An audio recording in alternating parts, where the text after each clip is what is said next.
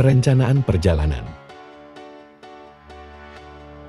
Di dalam perencanaan perjalanan sejauh 45 km, saya menggunakan program MapSource untuk menghitung kilometer dari start dulu, kemudian finish di sini. Jadi totalnya ada 45 km. Ini besar ya, besar dari Masjid Al-Furqon, kemudian terus nanti kita akan berjalan pakai jalur ini, semua ini ya, kita akan ke arah pelabuhan, terus akan keliling laut nih, sekitar laut ini. Kemudian kita masuk lagi, terus nanti putar masuk lagi dalam kota, terus kita akan ke jalur Taman Makam Pahlawan ya, jalur Taman Makam Pahlawan, kemudian kita akan turun terus ke Pemakaman Raja, terus masuk putar dua, ini putar dua, terus masuk ke Tribun Alun-Alun. Habis ini kita akan finish. Jadi begitulah perencanaan dalam perjalanan Napaktilas kita. Jadi sebelum kita berangkat, kita bikin perencanaan dulu rute perjalanannya akan kita lalui. Demikian rencana perjalanan kami, semoga berhasil. Persiapan logistik untuk 1 hari full. Baiklah kakak-kakak, untuk perjalanan, karena kita hanya melakukan perjalanan 1 hari dari subuh sampai perjalanannya sampai malam jalannya, jadi kita menggunakan ini daypack ya, ini daypacknya hanya menggunakan daypack, kemudian ada kaos kaki, kemudian ini ada kaos cadangan 1 biji untuk seandainya dibutuhkan untuk ganti kaos akan pakai, nah, termasuk juga untuk sholat di jalan nanti dalam perjalanan. Kemudian ini ada kanebo kita gunakan untuk lap keringat ya, karena kanebo bagus dengan daripada kita bawa handuk. Terus ini ada makanan ringan yang kita siapkan, ada telur rebus, kemudian fikbar untuk mengganjal perut ya. Bar ini bagus sekali makanannya, sama dengan gen. Kemudian untuk makan kita menggunakan oatmeal. Jadi makan siang itu kita menggunakan oatmeal sama susu, kita juga membawa buah-buah ya untuk di jalan. Ini ada kita siapkan juga abon. Nah, ini perlengkapan perorangan. Kemudian di sini ada bahan bakar padat. Di dalamnya ini ada ya, kita siapkan dengan macisnya sama sendoknya, perlengkapan perorangan.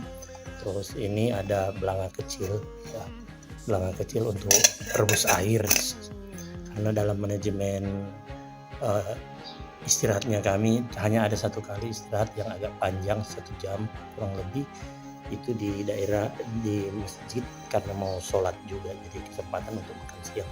Terus ini ada tempat air ya, ini air untuk kita bawa, nanti kalau kekurangan kita bisa di kios-kios di jalan untuk minum, karena kita akan melewati perkampungan ya, jalan raya.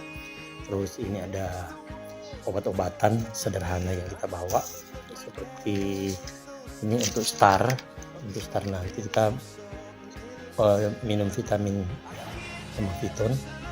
Terus ini ada paracetamol jika dalam perjalanan merasa kurang enak dalam badan atau apa, ada masalah sedikit treble.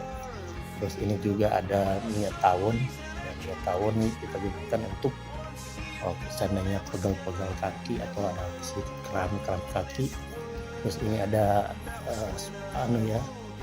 mutela karet untuk bisa menahan kalau ada yang cedera.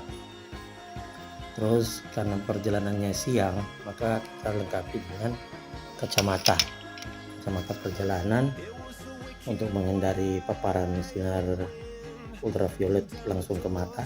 Terus ini seandainya panas, ya mudah-mudahan tidak panas, jadi siapkan topi rimba, siapkan untuk melakukan perjalanan. Jadi saya kira hanya ini saja yang bisa kita siapkan untuk di dalam daypack, dalam ini secara perorangan. Jadi sudah pagi-pagi nanti semua masuk dalam daypack masing-masing. Anggota juga membawa seperti itu semua arahan. Demikian kakak-kakak dalam melakukan persiapan perjalanan ini, perlengkapan yang kami bawa, dan saya cukup sekian. Nanti kita ketemu lagi dalam perjalanan pengembaraan. Berangkat. Ya, assalamualaikum warahmatullahi wabarakatuh. Selamat pagi. Saya atas nama Muhammad Hafid dan Ahmad Al-Absyah. Kami dari Kabupaten Poso, Provinsi Sulawesi Tengah. Jam 4:23 kami akan melaksanakan ujian napaktilas. Ya, baik, bagaimana? Siap? Siap. Ya, saksikan perjalanan kami.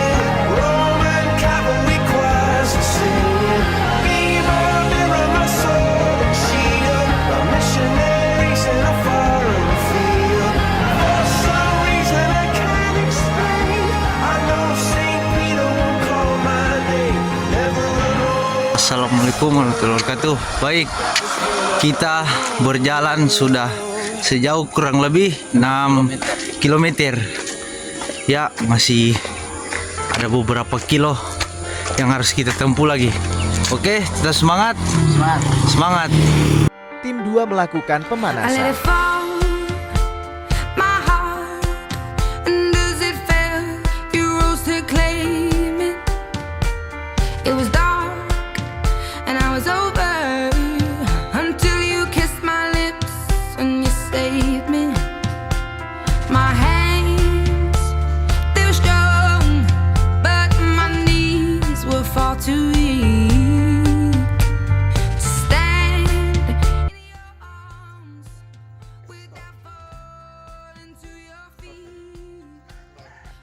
Kita start dari sini titik 0 dan kita akan menuju sesuai dengan jalur yang sudah diatur. Ya. Oke, siap? Siap. Ya, bismillah.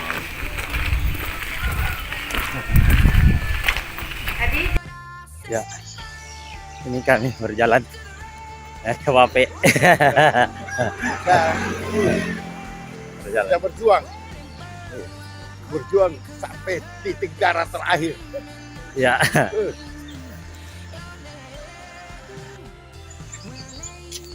Ganti mana ke ganti? Mana Kati? Oh, sana Kati di belakang. Jauh. Inilah Ya. perjuangan. Oke, semangat. Semangat. Ya. Kami sekarang masuk Taman Kota. Taman Kota. Jadi di belakang ada Kati. Terus di depan juga ada KAP sedang berjalan. Ya, kita masuk Taman Kota. RTH Kota Poso. Ya. Kota Poso.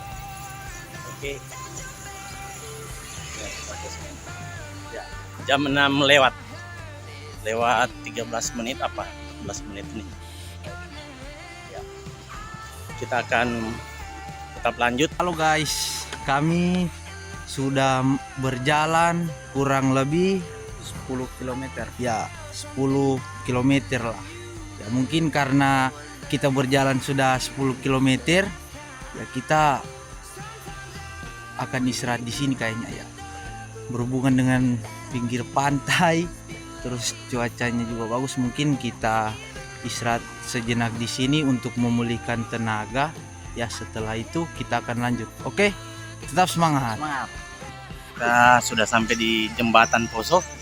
Ini jembatannya, wah, sungai ya, Sungai Poso. Sengamat Sungai Poso ya. Di depan itu tertulis Poso Tangguh ya. Oke, kita akan lanjut lagi berjalan. Mudah-mudahan bisa tiba konsisten dengan jam tempuh awal. Biasanya jam awal saja yang cepat. Nanti kalau sudah siang tinggal 2 km per jam atau 1 km. Nanti dilihat ya. Oke, kita sambung lagi.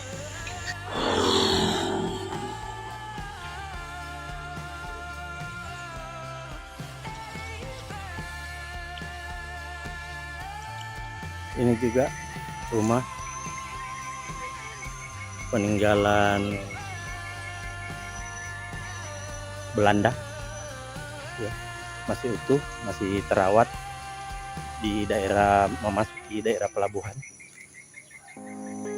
ya, kecuali yang ini sebelahnya sudah tidak terawat lagi.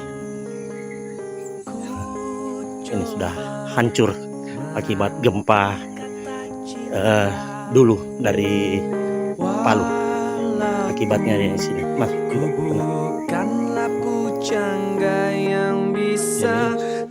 masih utuh perjalanan. Ini KWP masih ada. Ya.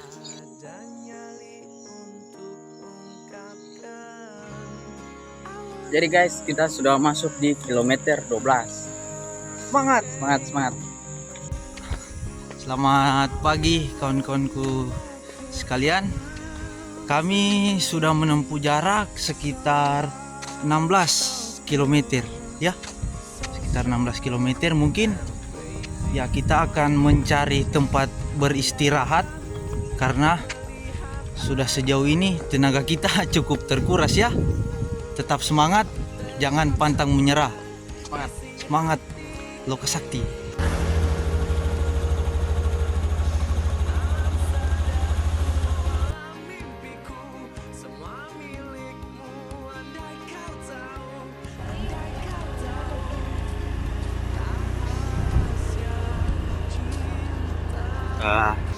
Mampir dulu, sudah 10 km jalan. Siap komandan.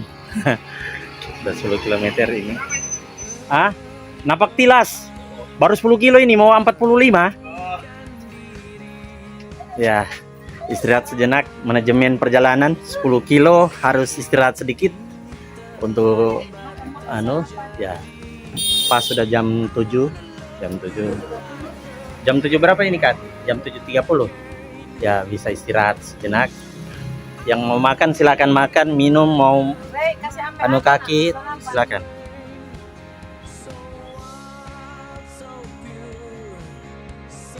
Di depan ada tanjakan lagi. Ya. Jadi kilometernya pasti berkurang. Di sebelah kiri ini ada tanjung. Tanjung biasanya masyarakat pakai berwisata.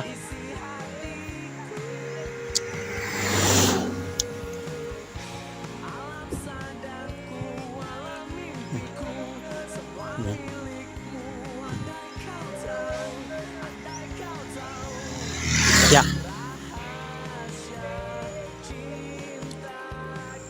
Ya. Masuk di kilometer 13 ini karena ini daerah berhutan tinggi, terjal. Jadi signal bermain.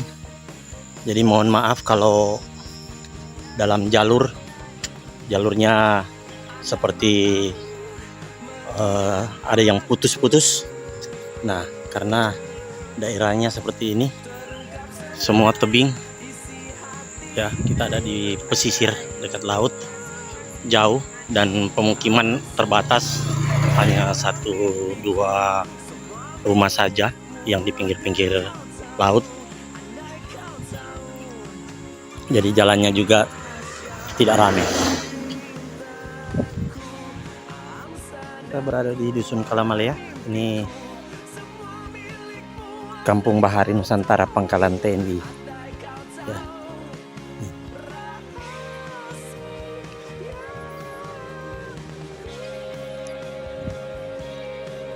Mudah-mudahan bisa tetap semangat ini, dijaga stamina.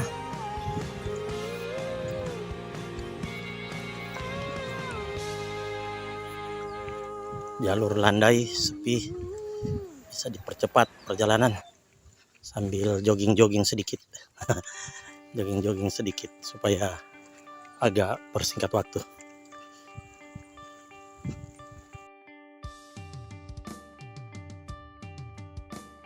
Baik, assalamualaikum warahmatullahi wabarakatuh. Ya, ini kami sudah berjalan sejauh 19 kilo dan kami sudah mendapat rombongan para pelatih di Kabupaten Poso. Ini Kak Kiki di belakang sana, ya namanya Kak Bape. Ya, sekian, saksikan perjalanan kami Lokasakti. Ya, kita jam berapa sekarang? Jam 11 ya, jam 11 lewat. Oh, 10.19. Jam 10.19 kita sekarang berada di kilometer 20 ya. Dalam peta 20 lewat 22. Ya. Ini wajah-wajah tampan, masih sehat, masih semangat. Ya, ini juga nah, sepuh. Ini sepuh ya, Kak Bape tetap semangat walaupun 62 tahun ya, semangat. Oke, mereka ini menjelang siang semua mulai bengkok-bengkok berjalan, mulai teler-teler berjalan ya.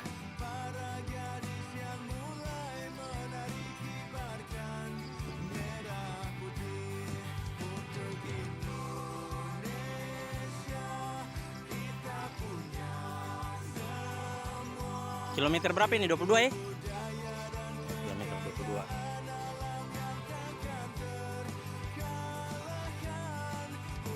22. Inilah wajah-wajah peserta setelah jogging kecapean. Ya, kecapean jogging. Naik Satu gunung, ya, turun, itu ada sama turun dulu. gunung, naik 5 orang. gunung, turun gunung, Ah, ini sudah kelainan. naik gunung, turun gunung. Akhirnya telala. Kita sudah berada di perempatan Tagolu ya, lampu merah Tagolu ya.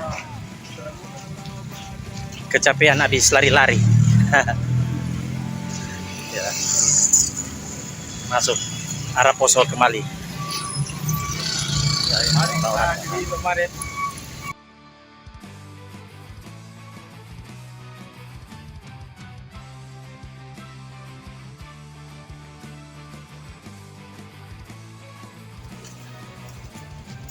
kita lanjut, tinggal beberapa meter lagi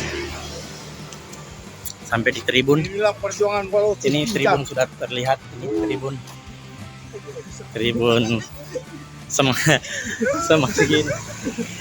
Masih tetap semangat walaupun kaki sudah lecet. semangat.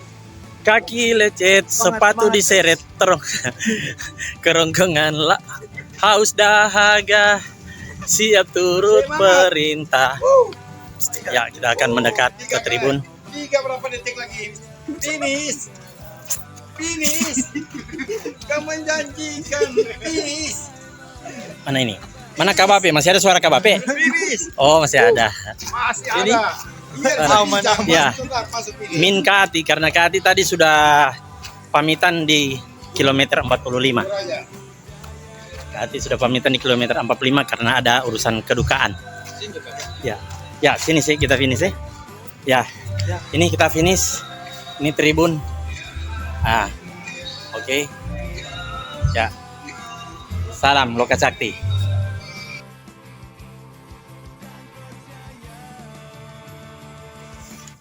Saya Talasa kan punya saudara ada beberapa orang.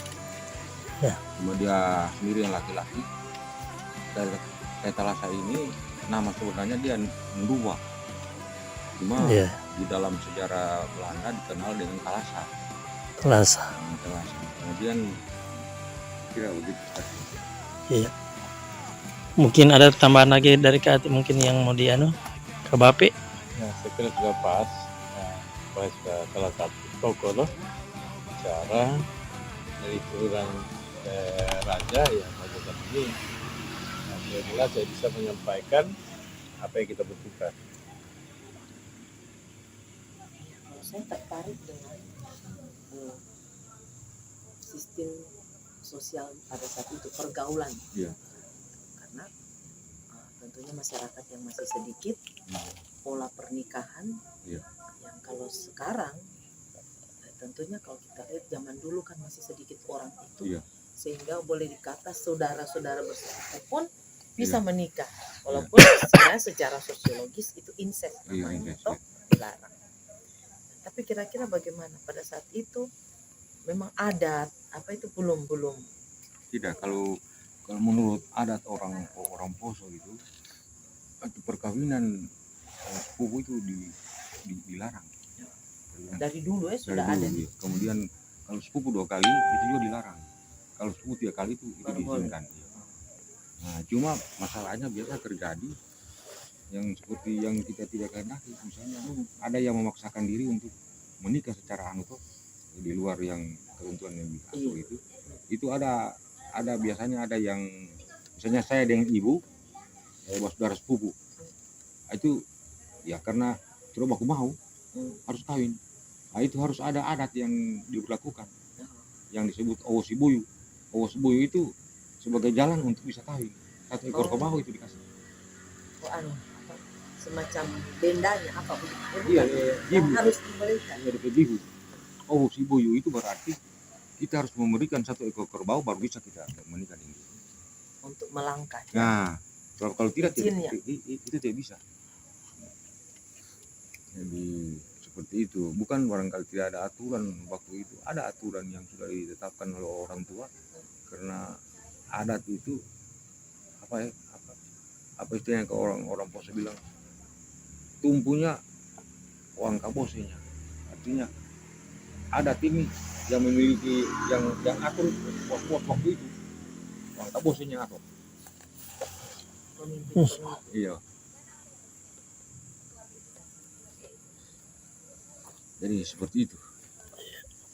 Cukup ya? Ya, boleh. Ya, kira cukup sekian.